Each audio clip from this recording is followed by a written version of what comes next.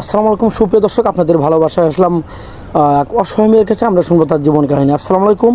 ওয়ালাইকুম আসসালাম। আপু, কেমন আছো? আমি ভালো নাই। কেন? আমি ছোটকাল থেকে অনেক কষ্ট করে বড় হয়েছি। আচ্ছা। এখন ওই কষ্টের সাথেই যুদ্ধ করতেছি। জীবনে ভালো একটা মনের মানুষ চাই, যে তার পাশে আমি সারা জীবন থাকবো, কিন্তু এখনও পর্যন্ত আমি ওরকম একটা মানুষ পাইলাম না যে আমার সুখ দুঃখের সাথী হবে। ও আচ্ছা, তোমার নাম আর তোমার দেশের বাড়ি? আমার নাম তমা, আমার বাড়ি গাজীপুর, কালিয়াকুর থানা, সুরিচেলা গ্রাম। আচ্ছা, আমি শুনেছি তোমার আব্বা মারা গেছে বলে, এই সত্য? তাহলে তোমার দুনিয়াতে মাও নয় বাবাও নয়, একদমই তিম। না, এখন তোমার চলার সমস্যা না, তুমি কার কাছে আছো এখন?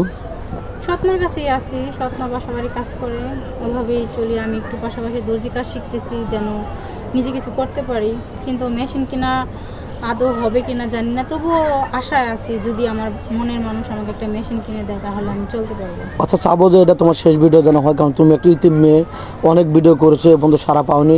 আমাদেরও খারাপ লাগে যে তোমাকে একটা কিছু করে দিতে পারলাম না। তো যাই হোক, তুমি কী ধরনের স্বামী চাচ্ছ? তোমার বয়স কত? আমার বয়স 24। 24? যদি 40, 45, 42, 38 বছর বয়স হয়, এরকম হলে কি তোমার চলবে?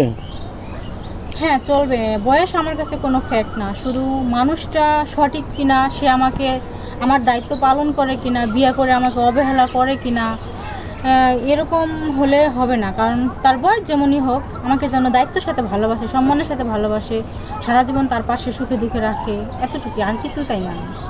আচ্ছা, নামাজ কালাম তো পড়ো, তুমি তো মুসলমান। হ্যাঁ, আমি নামাজ কালাম পড়ি। আচ্ছা, তোমার কি যৌথ ফ্যামিলি ভালো লাগে না সিঙ্গেল ফ্যামিলি ভালো লাগে? যৌথ ফ্যামিলি ভালো লাগে। এমনটা কেন, যৌথ ফ্যামিলি কেন ভালো লাগে তোমার? আমি ছোটোকাল থেকেই মানে সিঙ্গেল বড় হয়েছি, বাবা মা ছাড়া বড় হয়েছি। এখন চাই শ্বশুর শাশুড়ির সাথে ভালো ভালো তাদের ভালোবাসায় তাদের সাথে থাকতে। এই জন্য আমার কাছে আমার আশা যে আমি তার বাবা মাকে আমার নিজের বাবা মা হিসেবে মেনে নেব। ও আচ্ছা, যাই হোক, পরে তো মানে সলসাতুর কোনো ধোকাবাজি করবেন না তো? আমাদের চ্যানেলে বদনাম করবে না? না না, এরকম কেন করব? এরকম করার ইচ্ছা আমার নাই।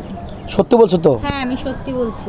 ও আচ্ছা, অনেকে আছে বাইরে থাকে, তার ওয়াইফ অসুস্থ, 5-7 বছর ধরে অসুস্থ, সে কথা বলতে পারে না।